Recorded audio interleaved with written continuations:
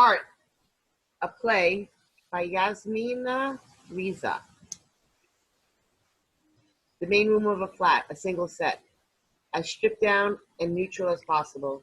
The scenes unfold successively at Serge's, Yvonne's, and Mark's. Nothing changes except the painting on the wall. Yeah, I know Tom and Joe know, but Yasmina Reza is the same person who wrote God of Carnage. Right. Right. Okay, here we go. Mark alone. Lights up. My friend Serge has bought a painting. It's a canvas about 5 feet by 4, white. The background is white. And if you screw up your eyes, you can make out some fine white diagonal lines. Serge is one of my oldest friends. He's done very well for himself. He's a dermatologist and he's keen on art. On Monday, I went to see the painting. Serge had actually got hold of it on the Saturday, but he'd been lusting after it for several months. The white painting with white lines. At Serge's, at floor level, a white canvas with fine white diagonal scars. Serge looks at his painting, thrilled. Mark looks at the painting. Serge looks at Mark, looking at the painting. Long silence from both of them, a whole range of wordless emotions. Expensive? 200,000. 200,000? 200,000. Huntington would take it off my hands for 220. Who's that? Huntington? I never heard of him. Huntington. The Huntington Gallery. The Huntington Gallery would take it off your hands for 220? Not the gallery. Himself, Huntington, for his own collection. Why didn't Huntington buy it? It's important for them to sell it to private clients. That's how the market circulates. Mm-hmm. Well, you're not in the right place. Look at it from this angle. Can you see the lines? Well, what's the name of the painter? Antros. Well known? Very. Very.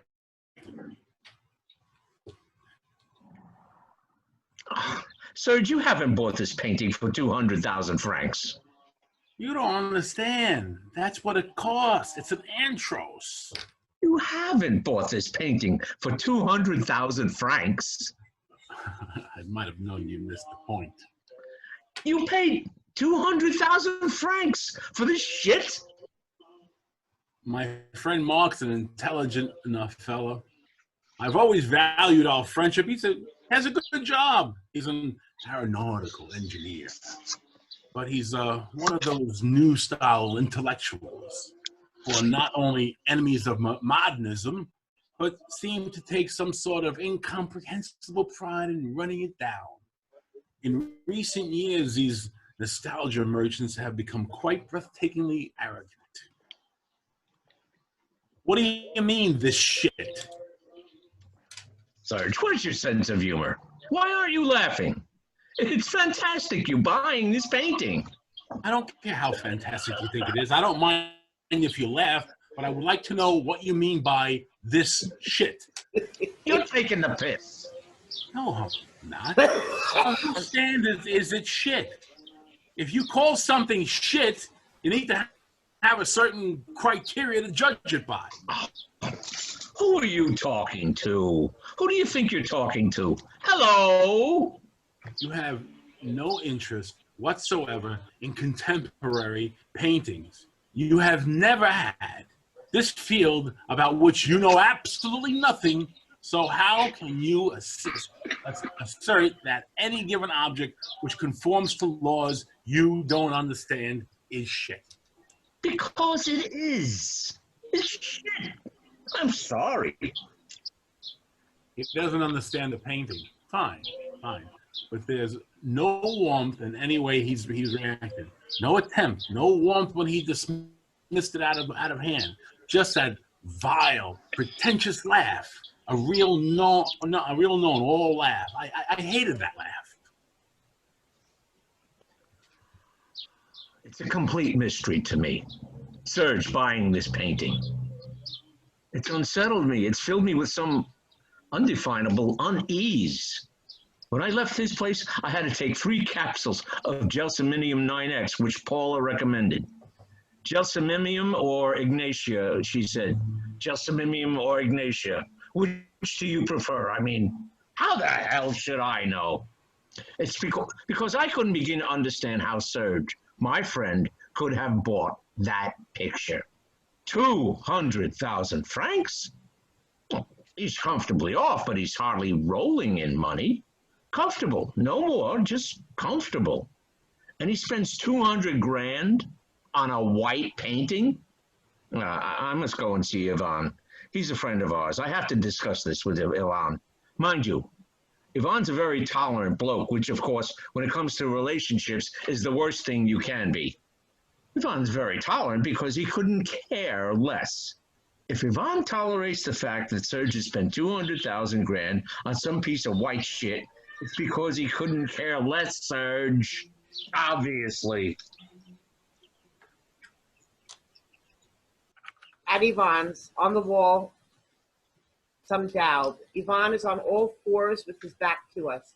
He seems to be looking for something underneath a piece of furniture. As he does so, he turns to introduce himself. I'm Ivan.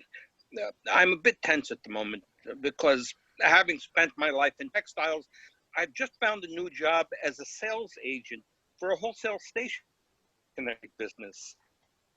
People like me. My professional life has always been a failure, and I'm getting married in a couple of weeks. She's a lovely, intelligent girl from a good family. What are you doing? No, I'm looking for the top of my pen. All right, that's enough. I had it 5 minutes ago. Doesn't matter. Yes, it does.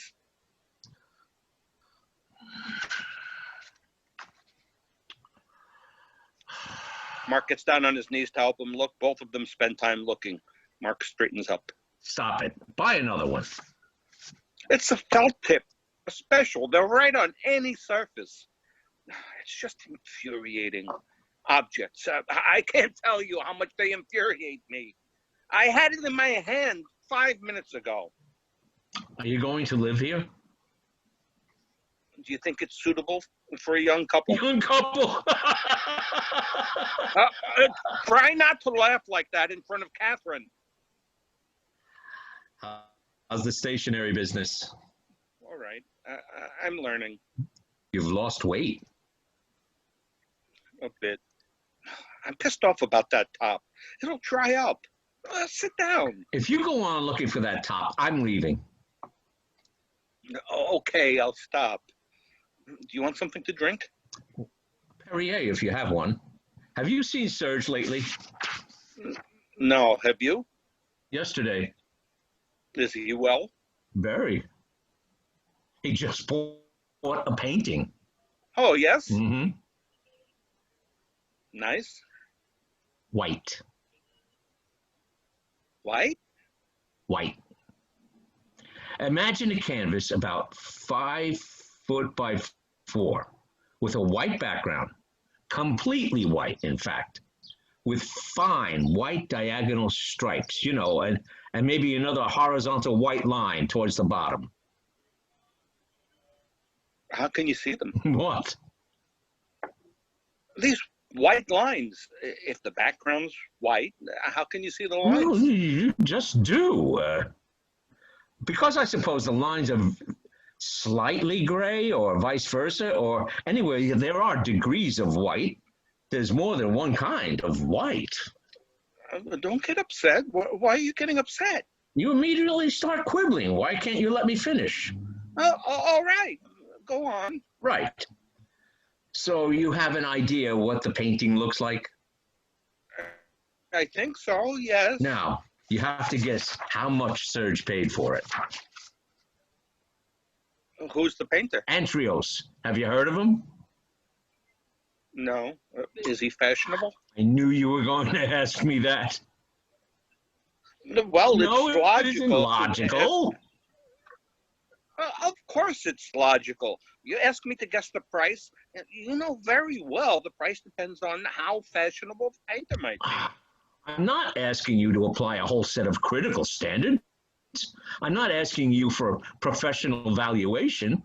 I'm asking you what you, Ivan, would give for a white painting tarted up with a few off-white stripes.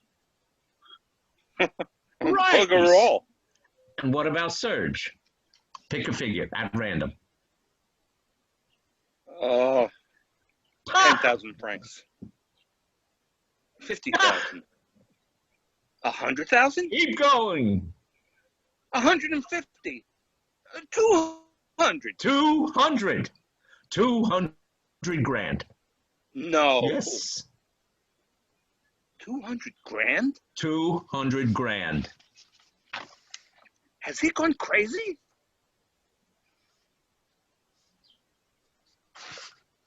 Oh, I'm sorry. No.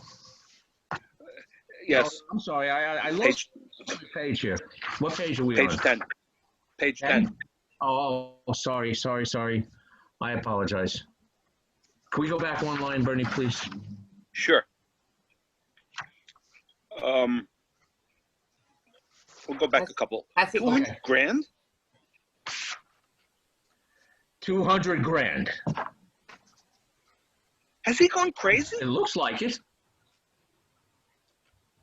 Oh, all the same.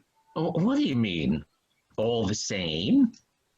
Well, if it makes him happy, he can afford it. So that's what you think, is it? Why? What do you think? You don't understand the seriousness of this, do you? No. It's strange how you're missing the basic point of this story. All you can see is externals. You don't understand the seriousness of it. What is the seriousness of it? Don't you understand what this means? Would you like a cashew nut? And don't you see that suddenly, in some grotesque way, Serge fancies himself a collector? Well, from now on, our friend Serge is one of the great connoisseurs. Bollocks. Of course it's bollocks. You can't buy your way in that cheap, but that's what he thinks. Oh, I see. Doesn't that upset you? No, not if it makes him happy. If it makes him happy? Oh, what's that supposed to mean? What sort of philosophy of that, if it makes him happy? As long as it's not doing any harm to anyone else. But it is. It's doing harm to me. I'm disturbed. I'm disturbed more than that. I'm hurt. Yes, I am. I am fond of Serge, and to see him let himself be ripped off and lose every ounce of discernment through sheer snobbery? I don't know why you're so surprised. He's always haunted galleries in the most absurd way. He's always been an exhibition freak. Yeah, he's always been a freak, but a freak with a sense of humor. You see, basically, what really upsets me is that you can't have a laugh with him anymore. Oh, I'm sure you Can't. can. Have you tried? Of course I've tried. I laughed heartily.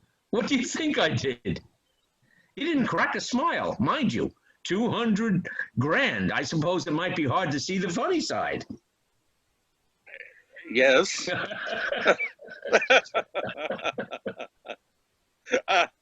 I'll make him laugh. I'd be amazed. You got any more nuts? He'll laugh. You just wait.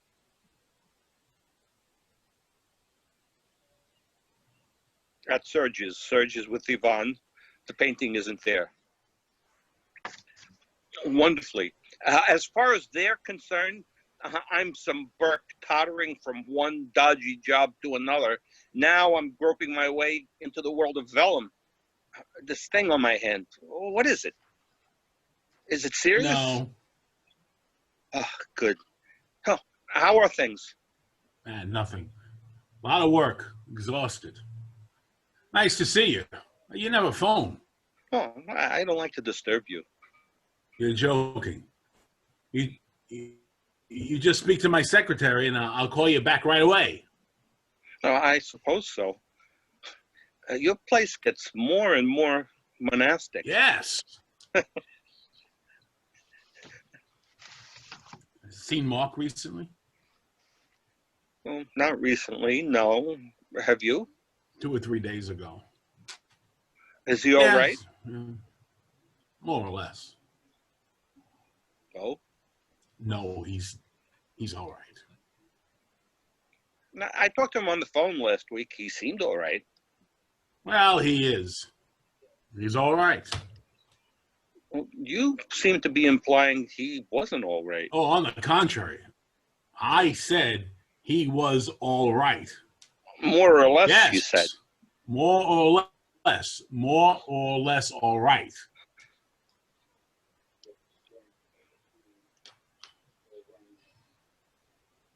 You've been out? Seen Nah, anything? I can't afford to go out. Oh? I'm ruined. Oh? You want to see something special? Would you like to?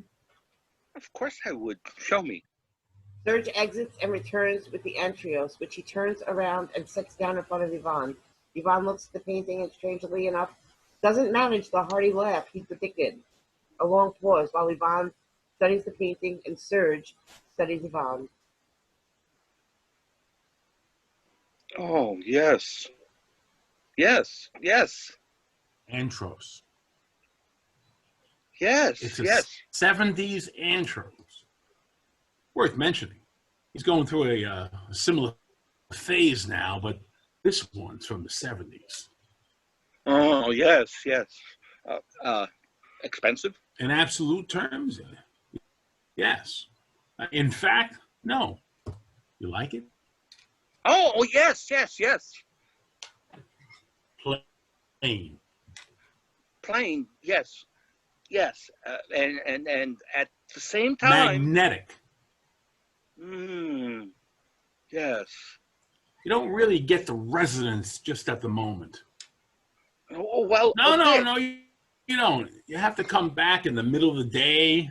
That resonance you get from something monochromatic doesn't really happen under artificial light. Mm-hmm. Not that it is actually monochromatic. No. How much was it? 200,000.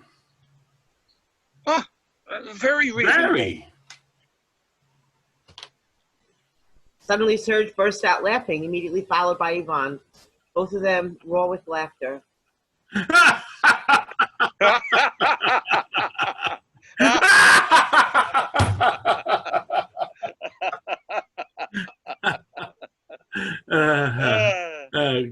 Crazy or what, huh? Great. 200 grand.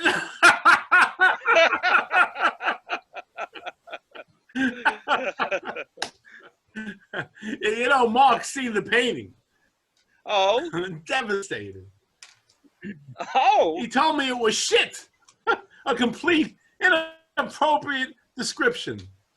Absolutely. You can't call this shit. No. You can say, oh, I don't get it. I can't grasp it. You can't say it's shit. You've seen his place. Nothing to see. It's like yours. It's what I mean is that you couldn't care less.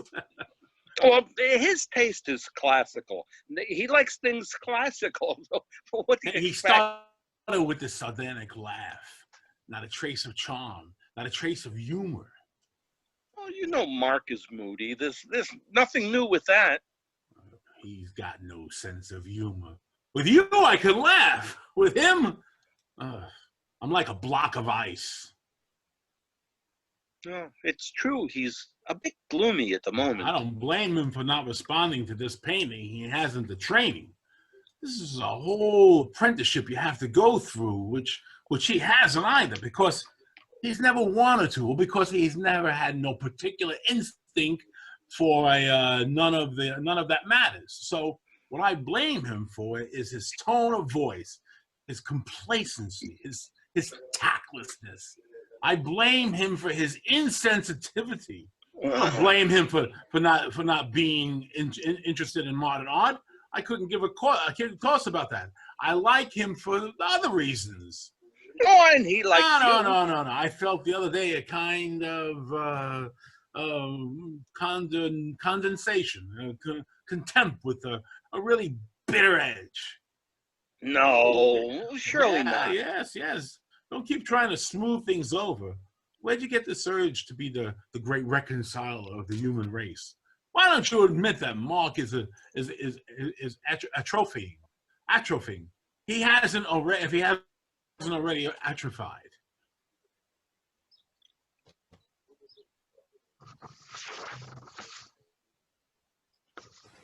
Silence at Mark's on the wall.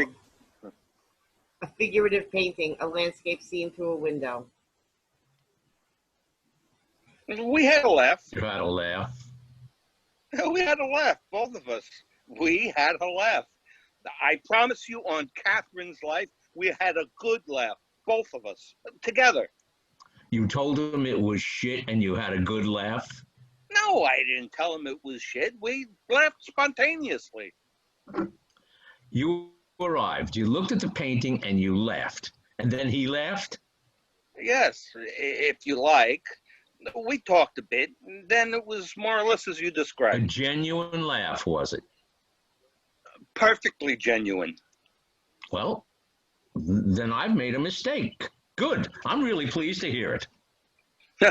It was even better. It was Serge who laughed first.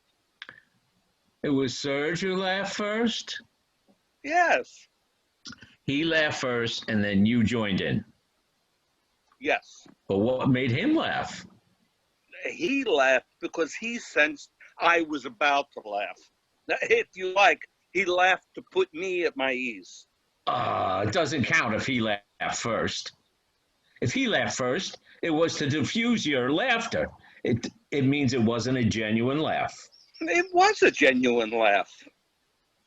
Well, it may have been a genuine laugh, but it wasn't for the right reasons. What is the right reason?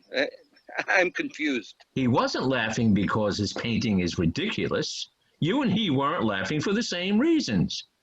You were laughing at the painting and he was laughing to ingratiate himself, to put himself on your wavelength, to show you that on top of being an aesthete who could spend more on a painting than you'd earn in a year, he's still your same old subversive mate who likes a good laugh. Mm-hmm. You know, Yes. This is going to amaze Go you. on. I didn't like the painting, but I didn't actually hate Well, it. of course. You can't hate what's invisible. You can't hate nothing. No, it has something. What do you mean? It has something. It's not nothing. Oh, you're joking. I'm not as harsh as you. It's a work of art. There's a system behind it. System? A system. What system? It's the completion of a journey. It wasn't painted by accident. It's a work of art which stakes its claim as part of a trajectory. All right, laugh. You're parroting all of Serge's nonsense. From him, it's heartbreaking. From you, it's just comical. You know, Mark, this complacency, you want to watch out for it. You're getting bitter. It's not very attractive. Good. The older I get, the more offensive I hope to become. Great. A system. You're impossible to talk to. There's a system behind it. You look at this piece of shit, but never mind. There's a system behind it. You reckon there's a system behind this landscape? No? Huh? Too evocative? Too expensive? Everything's on the canvas? No scope for a system? I'm glad you're enjoying yourself. Ivan, look, speak for yourself. Describe your feelings to me. I felt a resonance. You felt a resonance.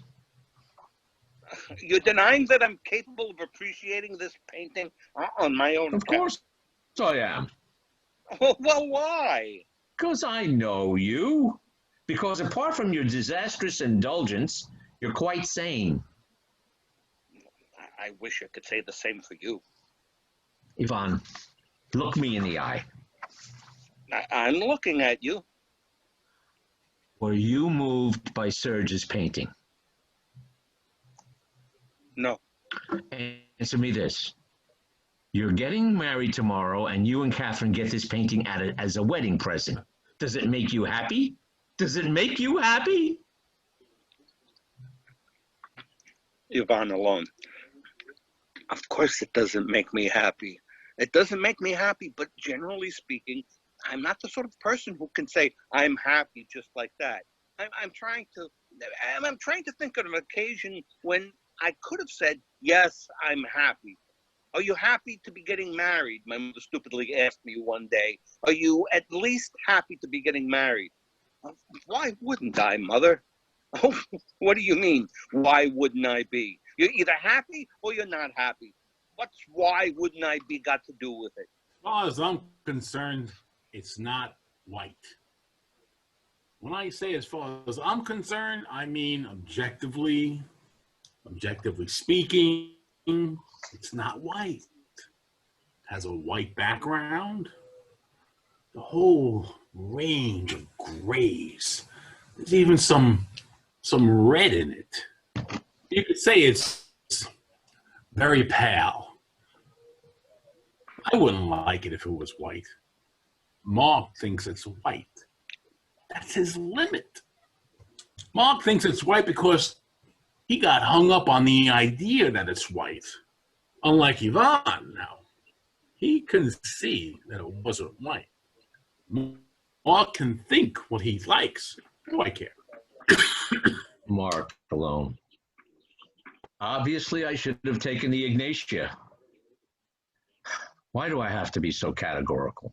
What possible difference can it make to me if Serge lets himself be taken by modern art? I mean, it is a serious matter, but I could have found some other way to put it to him. I could have taken a less aggressive tone, even if it makes me physically ill that my best friend has bought a white painting. All the same, I ought to avoid attacking him about it. I ought to be nice to him. From now on, I'm on my best behavior. Feel like a laugh? Go on. Ivan liked the entrails. Where is it? You want another look? Fetch it out. I knew you'd come around to it. Ivan got the hang of it right away. All right. Listen. It's just a picture. We don't have to get bogged down with it. Life's too short. By the way, have you read this? Read it. It's a masterpiece. Incredibly modern. Read that. You don't need to read anything else. With that, the office, the hospital, Francois, who knows decree that I'm to see children every weekend, which is something new for Francois. The notion that children need a father. I don't have time to read anymore. I'm obliged to go straight for the essentials. As in painting, where you've ingeniously eliminated form and color, those old chestnuts. Yes. Although I'm still capable of appreciating more figurative work like your Flemish job. Very restful. What's Flemish about it? It's a view of Carcassonne.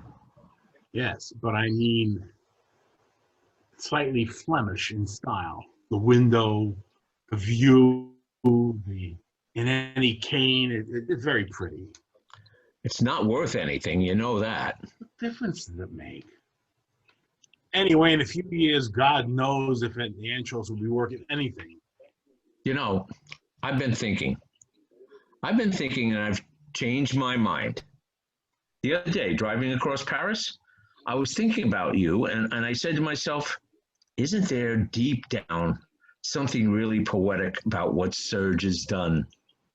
Isn't surrendering to this incoherent urge to buy, in fact, an authentically poetic impulse? Very conciliatory today. Unrecognizable. What's this bland, submissive tone of voice? Doesn't suit you at all, by the way. No, I'm trying to explain. I'm apologizing. Apologizing? What for? No, I'm too thin-skinned. I'm too highly strung. I overreact. You could say I lack judgment. Read Seneca. That's it. See? For instance, you say, read Seneca, and I could have easily got annoyed. I'm quite of being really annoyed by your saying to me in the course of our conversation, read Seneca, which is absurd. No, it's not absurd. Really? No, because you thought you could identify. I didn't say I was annoyed. You said you could easily. Yes, I could easily get annoyed, and I understand that. But when I said read Seneca, you thought you could identify a kind of superiority, and you can tell me. You tell me you lack judgment, and my answer is read Seneca. Well, it's obnoxious. It is, rather. Good. Having said that, it's true you lack judgment because I didn't say read Seneca. I said read Seneca. You're right. The fact of the matter is you quite simply lost your sense of humor. Probably. Lost your sense of humor, Mark. You've really lost your sense of humor, old chap. When I was talking to Yvonne the other day, we agreed that you lost your sense of humor. Where the hell is he? He's incapable of being on time. It's infuriating. We'll miss the beginning. Yvonne thinks I've lost my sense of humor. Yvonne agrees with me. And recently you've somewhat lost your sense of humor. The last time you saw each other, Yvonne said he liked your painting very much, and I'd lost my sense of humor. Oh, yes, the painting, really, very much, and he meant it. What's that you're eating? Ignatia. Oh, so you believe in homeopathy now? I don't believe in anything. Didn't you think Yvonne had lost a lot of weight? So she. It's a wedding. Eating away at them? Yes.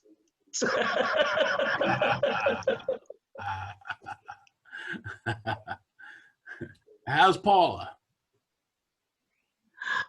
All right. Where are you going to put it? Haven't decided. There. Oh, there. Too ostentatious. Are you going to have it framed? No. Why not? It's supposed to be framed. Is that right? The artist doesn't want it to be. It mustn't be interpreted. It's already in its setting. Look. You see? Oh, what is it? Elastoplast? No, it's kind of a craft paper made by the artist. It's funny the way you say the artist. What else am I supposed to say? You say the artist when you could say the painter or whatever his name is, Antrios. So? But you say the artist as if it's sort of, well, anyway, it doesn't matter. What are we seeing? Let's try and see something with a bit of substance for once. 8 o'clock, everything I've started. I can't imagine how this man who has nothing whatsoever to do, am I right, manages to be late every single time. Where the fuck is he? Let's just have dinner. All right. It's 8:05. We said we'd meet between 7 and 7:30. What do you mean the way I said artist? Nothing. I was going to say something stupid. Go on. You say the artist as if he's some unattainable being, the artist, some sort of Oh, god. for me, he is God. You don't think I have forked out a fortune for a mere mortal? Oh, I see. I went to the Pompidou on Monday. You know how many artisans are there they have in the Pompidou? Three entrioses at the Pompidou. Amazing. And mine is as good as any of them, if not better. Listen, I have a suggestion. Let's give Yvonne 3 more minutes and then bugger off. I found a very good new place, Leoni's. Why are you so jumpy? I'm not jumpy. Yes, you are jumpy. I'm not jumpy. Oh, well, I am. I'm jumpy because the slackness, intolerable. This inability to practice any kind of self-discipline. The fact is, I'm getting on your nerves, and you're taking it out on poor Yvonne. What do you mean, poor Yvonne? Are you taking a piss? You're not getting on my nerves. Why should you be getting on my nerves? He is getting on my nerves. It's true. He's getting on my nerves. It's this ingratiating tone of voice, a little smile behind every word. It's as if he's forcing himself to be pleasant. Don't be pleasant whatever you do. Don't be pleasant. Could it be buying the antros? Could it be that the antros have triggered off this feeling of consistent constraint between us? Buying something without his backing? Well, bugger his backing. Bugger your backing, Mark. Could it be the Antrios? Buying the Antrios? No. It started some time ago. To be precise, it started on the day we were discussing some work of art, and you uttered quite seriously the word deconstruction. It wasn't so much the word deconstruction which upset me. It was the air of solemnity you imbued it with. You said humorlessly, unapologetically, without a trace of irony, the word deconstruction. You, my friend. I wasn't sure how to best deal with the situation, so I made this throwaway remark. I said, I think I must be getting intolerant in my old age. And you answered, who do you think you are? What makes you so high and mighty? What gives the right to set yourself apart? Serge answered in the bloodiest possible way and quite unexpectedly. You're just Mark. What makes you think you're so special? That day, I should have punched him in the mouth. And he was lying there on the ground, half dead. I should have said to him, you're supposed to be my friend. What sort of friend are you, Serge, if you don't think your friends are special? Oh, Leonese, did you say? Bit heavy, isn't it? Bit fatty, all those sausages? What do you think? 12 Doorbell. minutes past 8. The doorbell rings. 12 minutes past 8. Serge goes to open the door to Yvonne. Yvonne walks into the room already talking. So a crisis, insoluble problem, major crisis. Both stepmothers want their names on the wedding invitation. Catherine adores her stepmother, who more or less brought her up. She wants her name on the invitation. She wants it, and her stepmother is not anticipating, which is understandable since the mother is dead, not appearing next to Catherine's father. Whereas the stepmother, whom I detest, it's out of the question her name should appear on the invitation, but my father won't have his name on it if hers isn't, unless Catherine's stepmother is left off, which is completely unacceptable.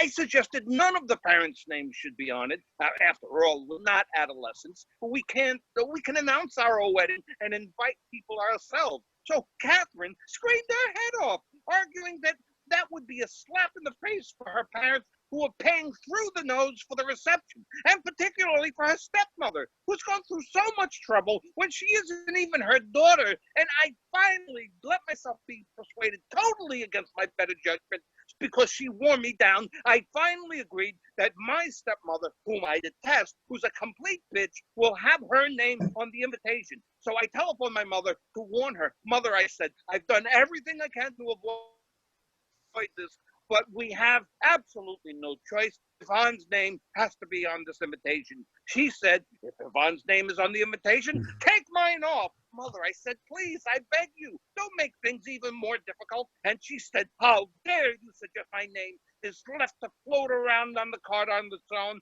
and as if I was some abandoned woman below Yvonne who'll be clamped onto your father's surname like a limpet. I said to Mother, I have friends waiting for me. I'm going to hang up and we'll discuss all this tomorrow after a good night's sleep. She said, why is it I'm always an afterthought? What are you talking about, Mother? You're not always an afterthought. Of course I am. And when you say you don't make things even more difficult, what you mean is everything's already decided, everything's been organized without me, everything's been cooked up behind my back. Good old you, Jet. She'll agree to anything, and all this. She said to put the lid on it in aid of an event, the importance of which I'm having some trouble grasping altogether. I have friends waiting for me. That's right. There's always something better to do. Anything's more important than I am. Goodbye. And she hung up. Catherine, who was next to me, but who hadn't heard her side of the conversation, said, what did she say? I said, she doesn't want her name on the invitation with Yvonne, which is understandable. I'm not talking about that. What was it she said about the wedding? Nothing. You're lying. I'm not, Kathy. I promise you. She just doesn't want her name on the invitation with Yvonne. Call her back and tell her when your son's getting married, you rise above your vanity. You could say the same thing to your stepmother, who's got nothing to do with it, Catherine shouted. It's me. I'm the one who's insisting her name's on it. It's not her, poor thing. She's tact personified. If she had any idea of the problem this is causing, she'd be down on her knees begging for her name to be taken off the invitation. Now call your mother. So I called her again. By now I'm in shreds. Catherine's listening on the extension. Yvonne, my mother says, up to now, you've conducted your affairs in the most chaotic way imaginable, and just because, out of the blue, you've decided to embark on matrimony, I find myself obliged to spend all afternoon and evening with your father, a man I haven't seen for 17 years, and to whom I was not expecting to have to reveal my hip side, my puffy cheeks, not to mention Yvonne, who incidentally, I may tell you, according to Felix Perolari, has now taken up bridge. My mother, who also plays bridge. I can see none of this can be helpful, but on the invitation, the one item everyone is going to receive and examine, I insist on making a solo appearance. Catherine, listening on the extension, shakes her head and screws up her face in disgust. Mother, I say, why are you so selfish? I'm not selfish. I'm not selfish. Yvonne, you're not going to start as well. You're not going to be like Madame Romero this morning and tell me that I have a heart of stone, that everybody in our family has a heart of stone, that everybody in our family has a heart of stone. That's what Madame Romero said this morning when I refused to raise her wages. She's gone completely mad, by the way, to 60 francs an hour, tax-free. She has the gall to say everyone in the family had a heart of stone, which she knows very well about poor Andre's pacemaker. You haven't even bothered to drop him a line. Yes, that's right. Very funny. Everything's a joke to you. It's not me who's the selfish one, Yvonne. You've still got to learn about life. Off you go, my boy. Go on, go and see your precious friend. Then what? Nothing. Nothing's been resolved. I hung up. Mini drama with Catherine cut short because I was late. Why do you let yourself be buggered around by all these women? Why do I let myself be buggered around? I don't know. They're all insane. You've lost weight. Of course I have. Half a stone, purely through stress. Read Seneca. De Vita Beata, just what I need. What's he suggest? It's a masterpiece.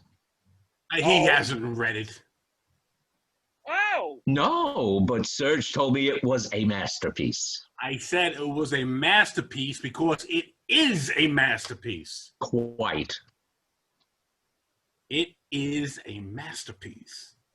Why are you getting annoyed? You seem to be insinuating I use the word masterpiece at the slightest excuse. Not at all. You said the word in a kind of sarcastic way. Not at all. You said the word masterpiece in a kind of... Is he crazy? Not at all. However, when you use the word, you qualified it by saying incredibly modern. Yes. So? Well, you said incredibly modern, as if modern was the highest compliment you could give. As if when describing something, you couldn't think of anything more admirable, more profoundly admirable than modern. So Nothing. And please note, I made no mention of the word incredibly modern. you're really needling me today. No, I'm not. You're Well, not. you're not going to quarrel all evening. That would just about finish me. You don't think it's extraordinary that a man who wrote nearly 2,000 years ago should still be a bang up to date? No, of course not. That's the definition of a classic. They're just playing with words. So what are we going to do? I suppose the cinema's up the spout. Sorry. Shall we eat? Serge tells me you're very taken with this painting. Yes, I am quite taken with it, yes. You're not, I gather. No. Let's go eat. Serge knows a tasty spot, Lyonnaise. You think the food's too fatty? I think the food's a bit on the fatty side, but I don't mind giving it a whirl. No. Well, if you think the food's too fatty, we'll find somewhere else. No, I don't mind giving it a whirl. We'll go to the restaurant. Go to the restaurant if you think you'll like it. If not, we won't. You like Leonie's food? I'll do whatever you like. He'll do whatever you like. Whatever you like, he'll always do. What's the matter with you? You're both behaving very strangely. He's right. He's right. You might once in a while have an opinion of your own. Listen, if you think you're going to use me as a coconut shy, I'm out of here. I put up with enough today. Where's your sense of humor, Ivan? What? Where's your sense of humor, old chap? Where's my sense of humor? I don't see anything to laugh at. Where's my sense of humor? Are you trying to be funny? I think recently you've somewhat lost your sense of humor. You want to watch out, believe me. What's the matter with you? Don't you think recently I've also somewhat lost my sense of humor? Oh, I No. see. All right. That's enough. Let's make a decision. To tell you the truth, I'm not even hungry. I mean, you're both really sinister this evening. You want my opinion about your women problems? Go on. In my view, the most hysterical of all of them is Catherine by far. Oh, question. No question. Oh, sorry. And if you're already letting yourself be buggered around by her, you're in for a hideous future. What can I do? Cancel it. Cancel the wedding? He's right.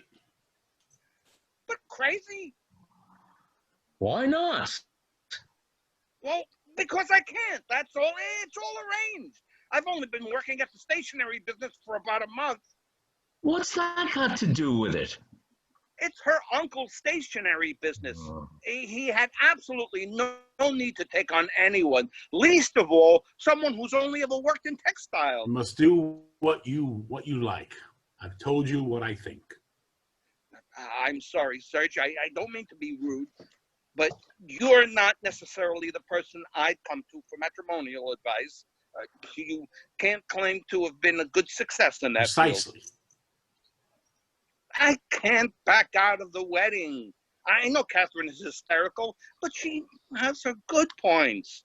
There are certain crucial qualities you need when you're marrying someone like me. Where are you going to put it? I don't know yet.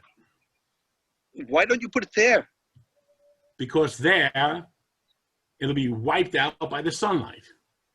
Oh, yes. I thought of you at the shop. We ran off 500 posters by this bloke who paints white flowers, totally white on a white background. The anthraeus is not white. No, of course not. But I was just saying. You think this painting is not white, Ivan? Not entirely, no. Then what color is it? Various colors. There's yellow, there's gray, some slightly ochreish lines. And you're moved by these colors? Yes, I'm moved by these colors. You have no substance, Ivan. You're flabby. You're an amoeba. Why are you attacking Ivan like this? Because he's a little arse licker. He's obsequious. Dazzled by money, dazzled what he believes to be culture. And as you know, culture is something I absolutely piss on. What's got into you?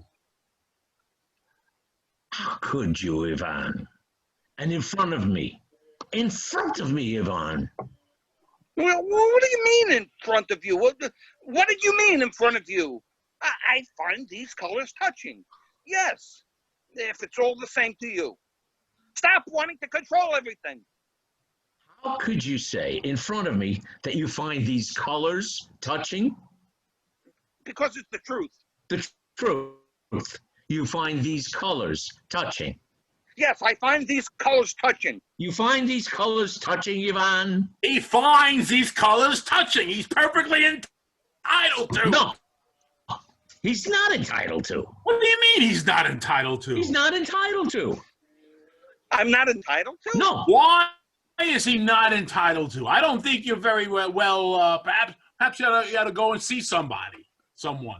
He's not entitled to say he finds these colors touching because he doesn't. I don't find these colors touching? There are no colors. You can't see them, and you don't find them touching. Speak for yourself. This is really demeaning, Ivan. This is really demeaning. I am sorry. What do you? Who do you think you are, Mark? Who are you to legislate? You don't like anything. You despise everyone. You take pride in not being a man of your time. What's that supposed to mean? A man of my time? Right. I'm off. You going? I'm off. I don't see why I have to put up with your tension. Don't go. You're not going to start taking offense, are you? If you go, you're giving in to him. A man of his time is a man who lives in his own time. Balls. How can a man live in any other time but his own? Answer me that. A man of his time is someone of whom he can say in 20 years or in 100 years' time, he was representative of his era. Mm-hmm. To what end? What do you mean, to what end? What use is it to me if one day somebody says, I was representative of my era? Listen, old fruit, we're not talking about you, if you can imagine such a thing. We don't give a fuck about you. A man of his time, I'm trying to explain to you, like most people you admire, is someone who makes some contribution to the human race. A man of his time doesn't assume the history of art has come to an end with a pseudo-Flemish view of Cavalion. Carcassonne. Same thing. Man of his time plays part in the fundamental dynamic of evolution. And that's a good thing, in your view? It's not good or bad. Why do you always have to moralize? It's just the way things are. It's just the way things are. And you, for example, you play your part in the fundamental dynamic of evolution? I do. What about you, Ivan? No, surely not. What sort of part can an amoeba play? In his way, Ivan is a man of his time. How can you tell? Not from that daub hanging over his mantelpiece. That is not a daub. It is a daub. It is What's not. the difference? Yvonne represents a certain way of life, a way of thinking, which is completely modern, and so do you. Like, I'm sorry, but you're a typical man of your time, and in fact, the harder you try not to be, the more you are. Well, that's all right then. So what's the problem? There's no problem, except for you, because you take pride in your desire to shut yourself off from humanity, and you'll never manage it. It's like you're in a quicksand, and the more you struggle to get out, the deeper you sink. Now apologize to Yvonne. Ivan is a coward. At this point, Well, Ivan makes his decision. Well and done. exits. Well done. It wasn't a good idea to meet this evening, was it? I'd better go as well. Baby, Right. you're a coward. Attacking someone who's incapable of defending themselves, as you well know. You're right. You're right. And when you put it like that, it makes me feel even worse. The thing is, all of a sudden, I can't understand. I have no idea what Ivan and I have in common. I have no idea what my relationship with him consists of. Yvonne's always been as he is. No. He used to be eccentric, kind of absurd. He was always unstable, but his eccentricity was disarming. What about me? Well, what about you?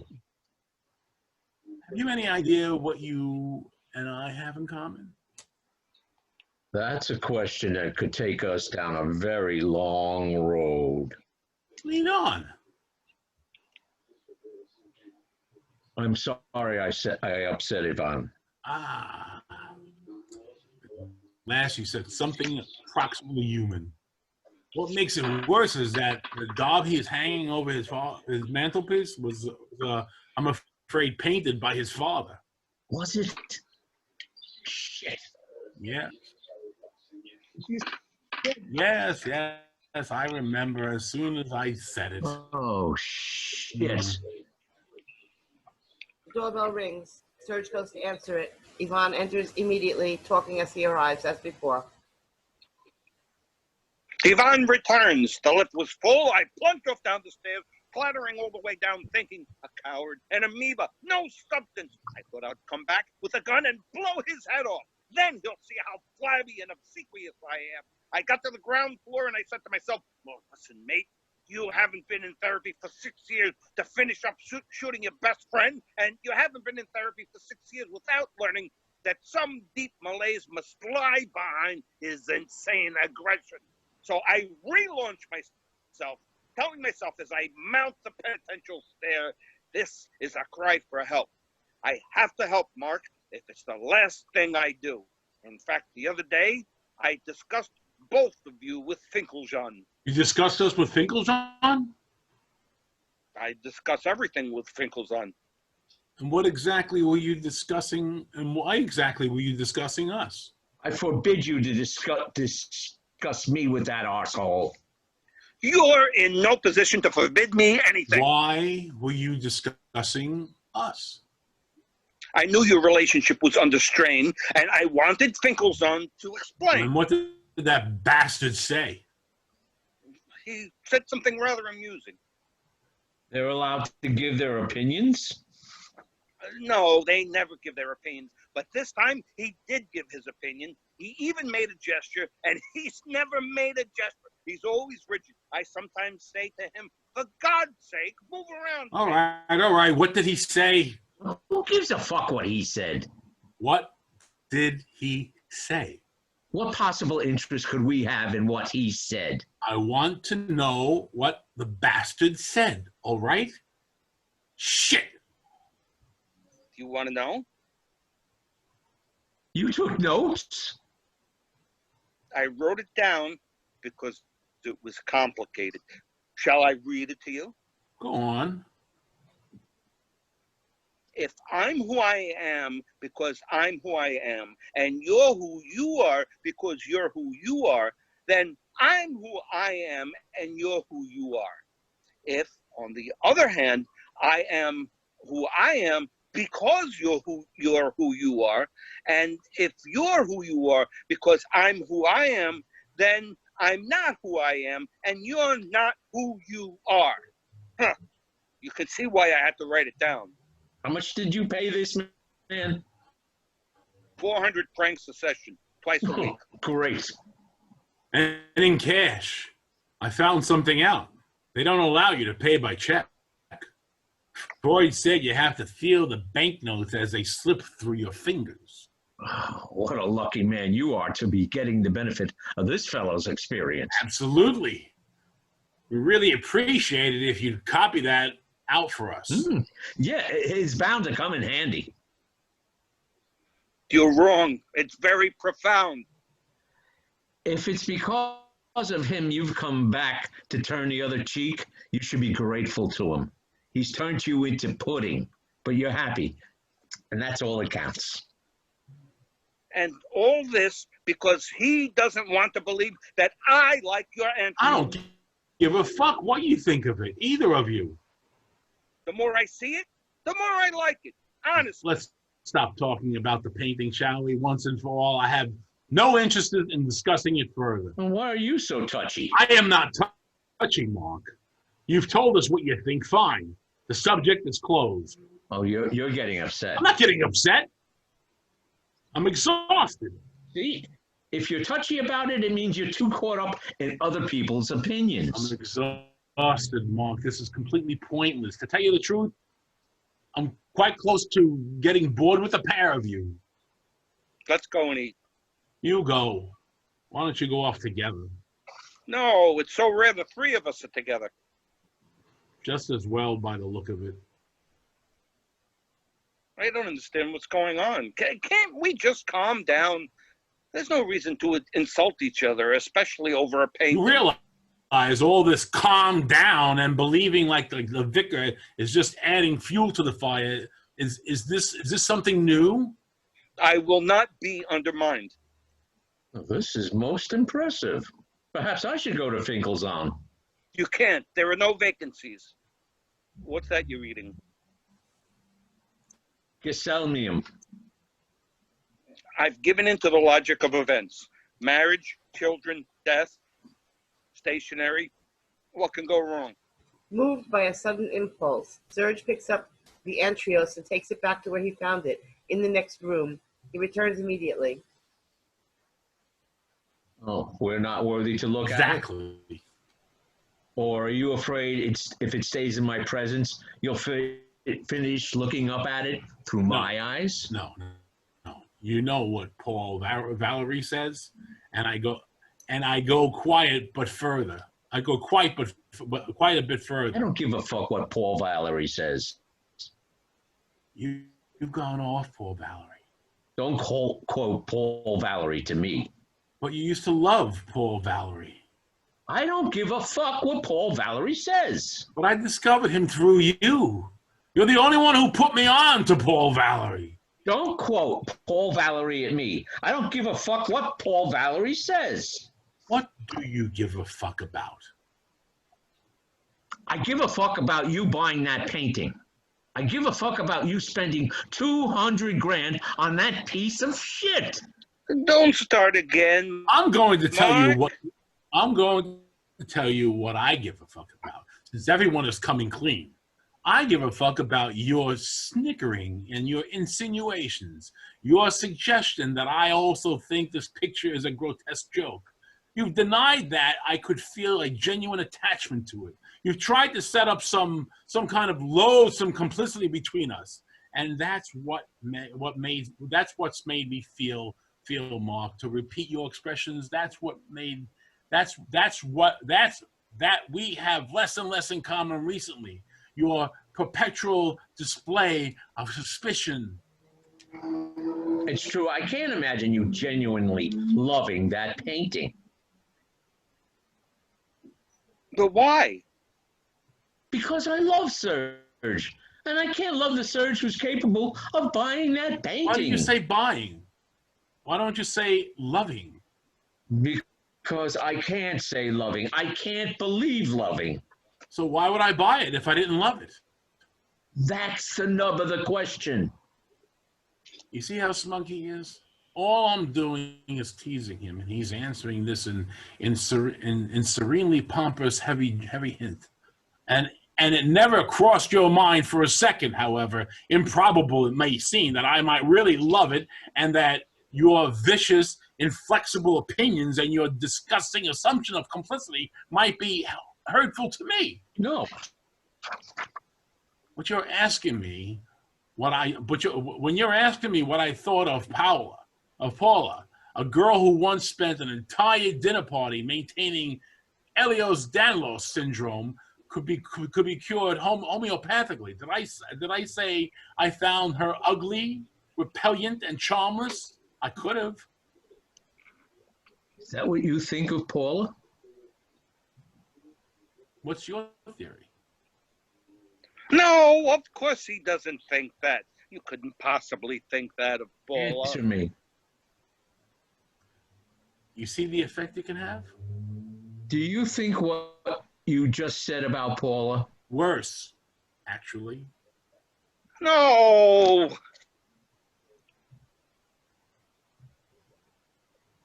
Worse, Sarge?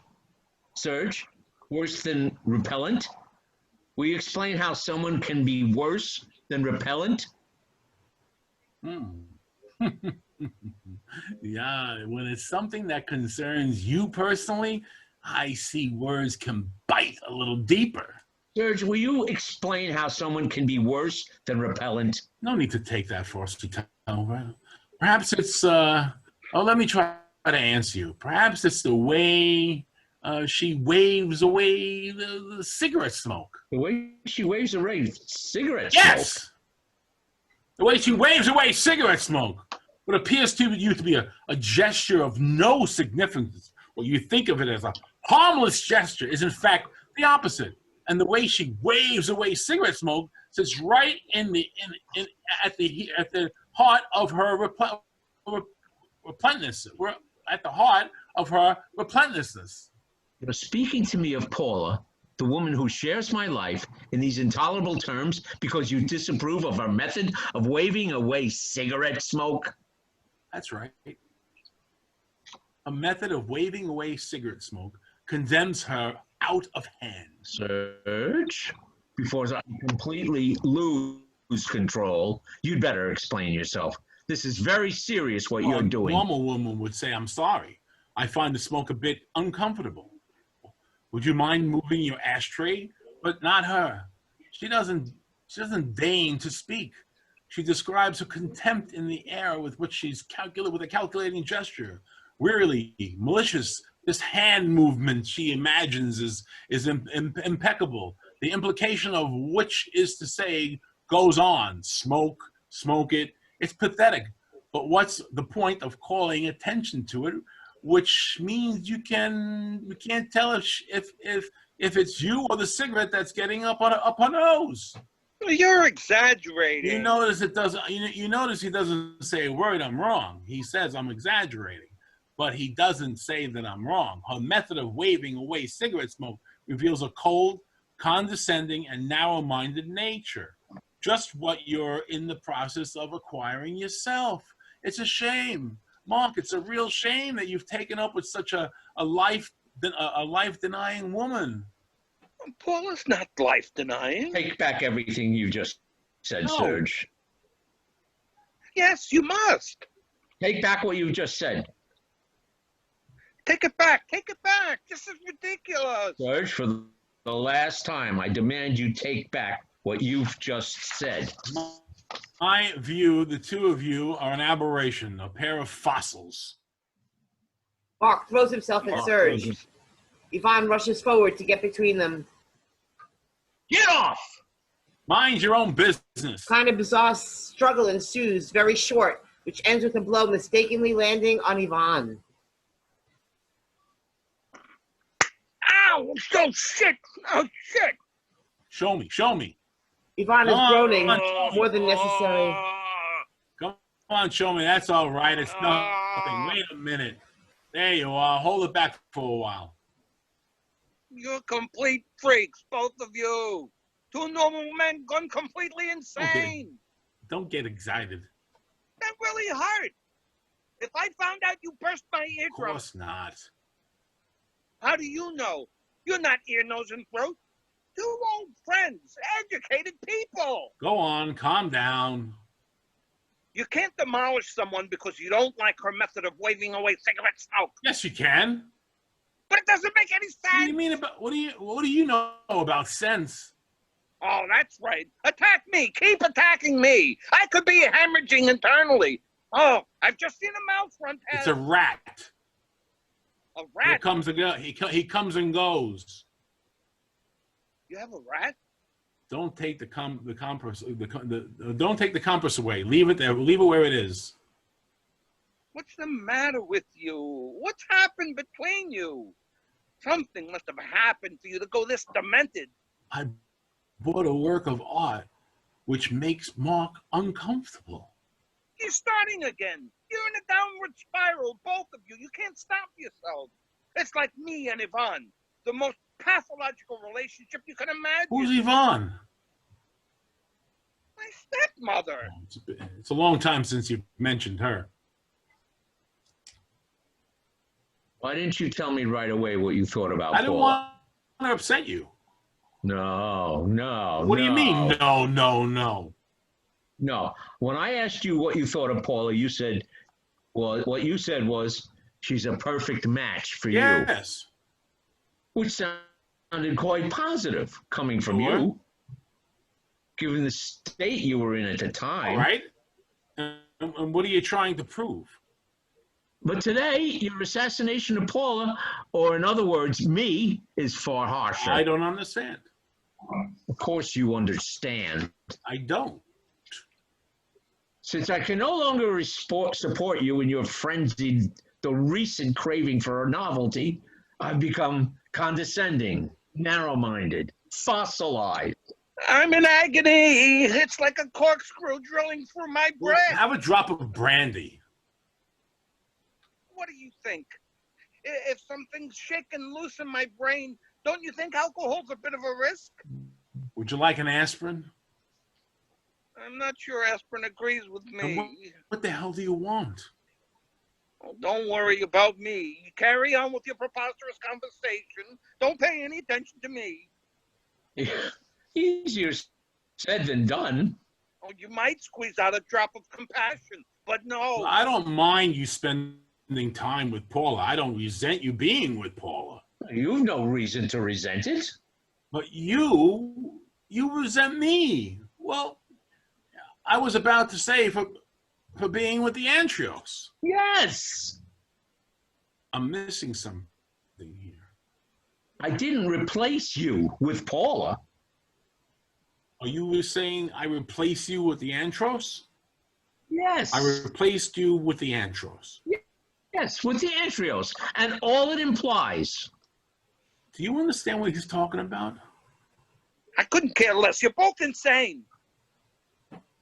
In my time, you've never have brought that picture.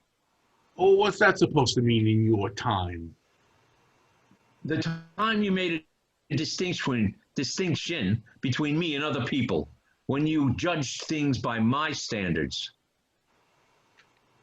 Was there such a time? Oh, that's just cruel and petty. No, I assure you, I'm staggered. And if Ivan hadn't turned into such a sponge, he'd back me up. Go on, that's right. I told you. It's like water off a duck's back. There was a time you were proud to be my friend. You congratulated yourself on my peculiarity, on my taste for standing apart. You enjoyed exhibiting me untamed to your circle, you, whose life was so normal. I was your alibi, but eventually, I suppose, that is sort of affection dries up. Belatedly, you claim your independence. Belatedly. It's nice. But I detest your independence. It's violence. You've abandoned me. I've been betrayed. As far as I'm concerned, you're a traitor. If I understand correctly, he was my mentor. And if I loved you as my mentor, what was the nature of your feelings? You can guess. Yes, but I want to hear you say it. I enjoyed your admiration. I was flattered. I was always grateful to you for thinking of me as a man apart. I even thought of being a man apart was a somehow superior condition until one day you pointed out to me that it wasn't. This is very alarming. It's the truth. What a disaster. Yes, what a disaster. What a disaster. Especially for me. Whereas you found a new family. Your penchant for idolatry has unearthed new objects of worship. The artist. Deconstruction. What's deconstruction? You don't know about deconstruction? Ask Serge. He's very much on top of the subject. To convince me some ridiculous artwork is comprehensible, you pick a phrase from Builders Weekly. You're smiling. You see, when you smile like that, I think there's still some hope, like an idiot. Why don't you make up and let's spend an enjoyable evening? All this is ludicrous. It's my fault. We haven't seen much of each other recently. I've been away and you started mixing with the great and the good, the Ropses, the Desprez-Couders, that dentist, Guy Holly. He's the one. No, not at all. Not at all. He's from another world. He only likes conceptual. It's all the same thing. No, it's not all the same thing. You see? More evidence how I let you slip away. Now when we talk, we can't even make ourselves understood. I had no idea whatsoever. Really. It come as a complete surprise, the extent to which I was under your influence and in your control. Oh, not in my control, as it turns out. You should never leave your friends unchaperoned. Your friends need to be chaperoned. Otherwise, they'll get away. Look at poor Ivan, whose chaotic behavior used to delight us.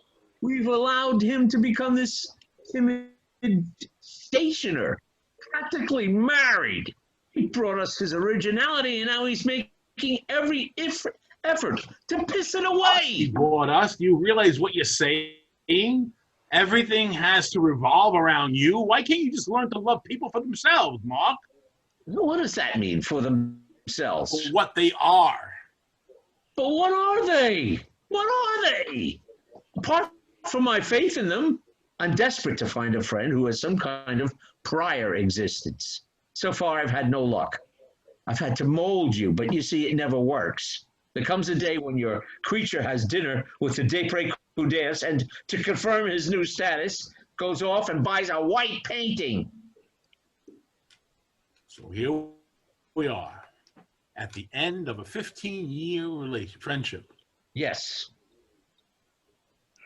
Pathetic. You see, if we'd only managed to have a normal discussion, that is, if I'd been able to put my point of view without losing my temper. Well, Nothing. yes, go on. Why can't we exchange one single dispassionate word? I don't believe in the values which dominate contemporary art. The rule of novelty, the rule of surprise. Surprise is dead meat, Serge. No sooner conceived than dead. Right. So? That's all. Except that my appeal to you has always been my surprise value. What are you talking about? A surprise which has lasted quite some time, I'll admit. Finkelson is a genius. I told you he'd understand the whole thing. I'd prefer if you stopped refereeing, Ivan, and stopped imagining you're not fully implicated in this conversation. You want to implicate me? I refuse. What's it to do with me? I've already got a burst eardrum. You work things out for yourselves. Oh, perhaps he does have a burst eardrum. I hit him very hard. Please stop boasting. See, Yvonne, what I can't bear about you at the moment, quite apart from what I've already told you, is your urge to put Serge and me on the same level. You would like us to be equal, to indulge your cowardice, talking on an equal footing, equal the way you thought of us when we were friends. But we were never equal, Yvonne. You have to choose. I've chosen. Excellent. I don't need a supporter. You're not going to turn the poor boy down.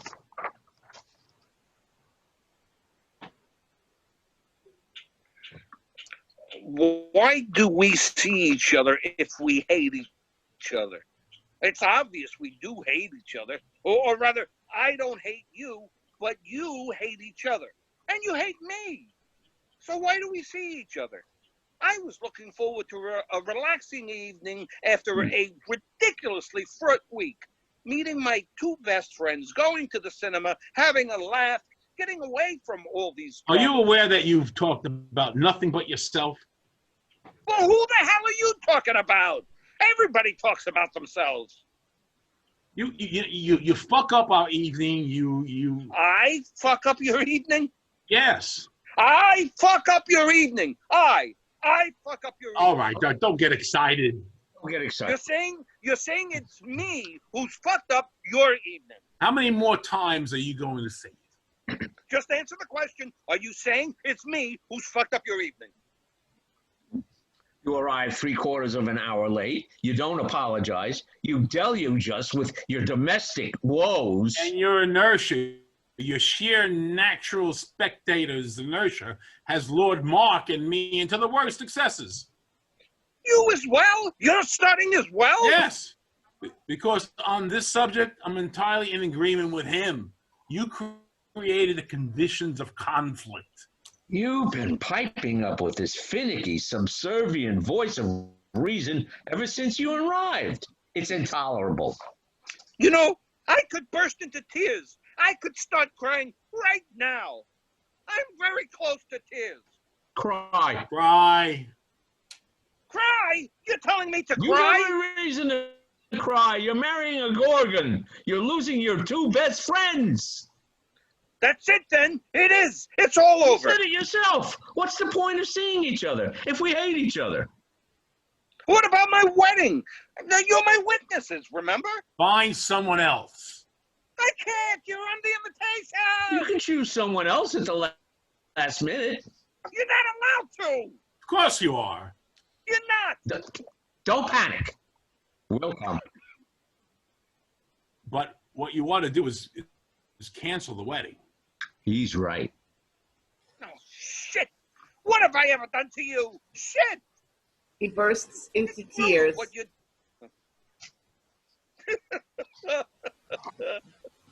Time passes. It's brutal what you're doing. You could have had your fight after the 12th, but no, you're determined to ruin my wedding. A wedding which is already a catastrophe, which has made me lose half a stone, and now you're completely buggering it up. The only two people whose presence guaranteed some spark of satisfaction are determined to destroy one another. Just my luck. You think I'd like packs of file effects paper or rolls of sellotape? You think any normal man wakes up one day desperate to sell expandable document wallets?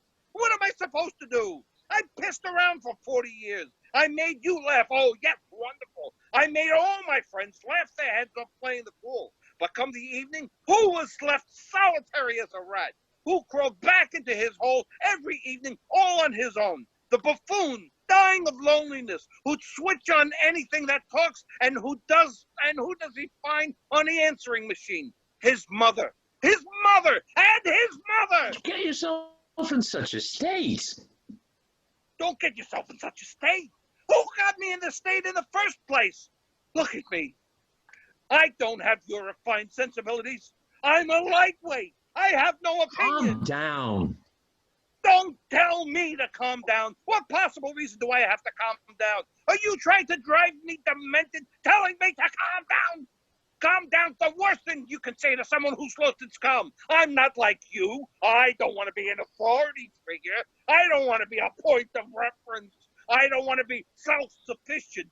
I just want to be your friend, Ivan the Joker. Ivan the Joker. Could we try to steer clear of pathos? I'm finished. Haven't you got any nibbles? Anything just to stop from passing out? I have some olives. Hand them over. Want some? Is there somewhere to put the... Yes. To think we've reached these extremes. Apocalypse because of a white It's square. not white. A piece of white shit!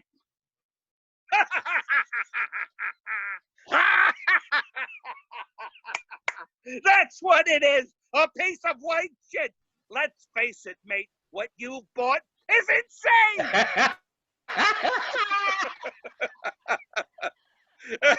Do you have one of your famous felt tips? What for? You're not going to draw on the painting. Do you or don't you? Just a minute. Yes, a blue one. Give it to me. Ivan hands the felt tip to Serge. Serge takes the felt tip, pulls the top off, examines the tip for a moment, puts the top back on. He looks up at Mark, throws him the felt tip. Mark catches it. Slight pause. Go on. Go on. Mark approaches the painting. He looks at Serge. Then he takes the top off the felt tip. You're not going to do it. Mark is looking Come at on. Serge. You're raving mad, both of you. Mark leans towards the painting. Under Ivan's horrified gaze, he draws the felt tip along one of the diagonal scars. Serge remains impassive. Then carefully on this slope, Mark draws a little skier with a woolly hat. When he's finished, he straightens up and contemplates his work. Serge remains adamantine. Ivan is as if turned to stone. Silence. Well, I'm starving. Shall we eat? Mark tries to smile. He puts the top back on and playfully throws the pen to Ivan, who catches it. At Serge's, at the back, hanging on the wall, the Antrios. Standing in front of the canvas, Mark is holding a basin of water, into which Serge is dipping a little piece of cloth. Mark has rolled up his sleeves, and Serge is wearing a little builder's apron, which is too short for him. Roundabout are various cleaning products, bottles of water, stain remover, rags, sponges. Moving very delicately, Serge puts the finishing touches to the cleaning of the painting. The Antrios is white as ever. Mark puts down the basin and looks at the painting. Serge turns to Ivan, who is sitting off to one side. Ivan nods approvingly. Serge steps back and contemplates the picture on his own.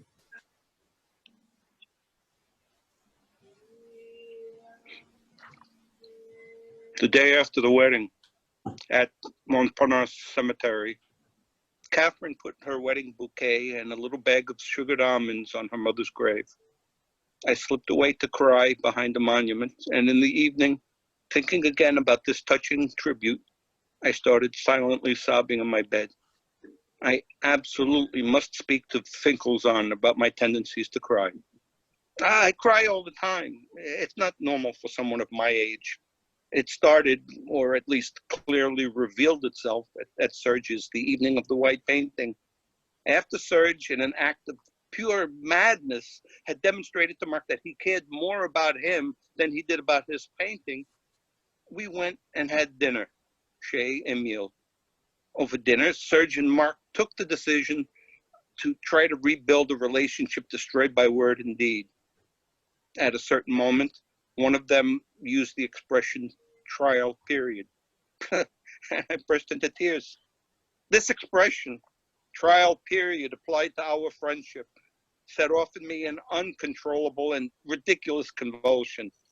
In fact, I can no longer bear any kind of rational argument. Nothing formative in the world, nothing great or beautiful in the world has ever been born of a rational argument. Serge dries his hands. He goes to empty the basin of water, then puts away all the cleaning products until there is no sign left of domestic activity. Once again, he looks at his painting. Then he turns and advances towards the audience. When Mark and I succeeded in obliterating the skier with the aid of a Swiss soap with the aided ox gall recommended by Paula, I looked at the Antrios and turned to Mark.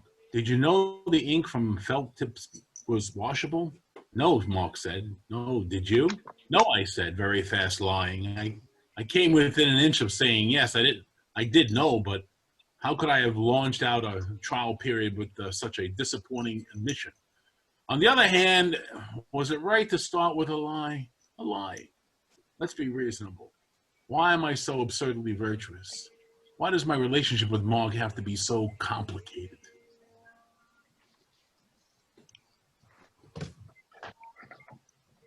Gradually, the light begins to narrow down on the Antrios. Mark approaches the painting. Under the white clouds, the snow is falling. You can't see the white clouds, or the snow, or the cold, or the white glow of the earth.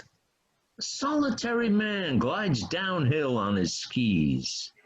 The snow is falling. It falls until the man disappears back into the landscape. My friend Serge, who's one of my oldest friends, has bought a painting. It's a canvas about 5 feet by 4. It represents a man who moves across space and disappears. Yay! Nay. Wow. Very nice. Oh my, that was fun. It's about an hour and 20 minutes, right? A little bit more, Much more. but not much.